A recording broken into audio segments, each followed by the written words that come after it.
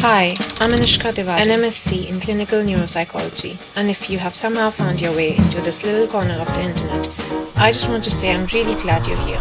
I wanted to introduce myself because I'm building something I wish I had when I felt lost or overwhelmed. A space for the mind to breathe, without pressure to perform or pretend everything is fine. I wasn't always this grounded. I know how it feels to look fine on the outside, but carry a lot inside. But somewhere along the way, I had a quiet awakening into meditation, awareness, and what it really means to feel safe within yourself. My work started in frontline mental health.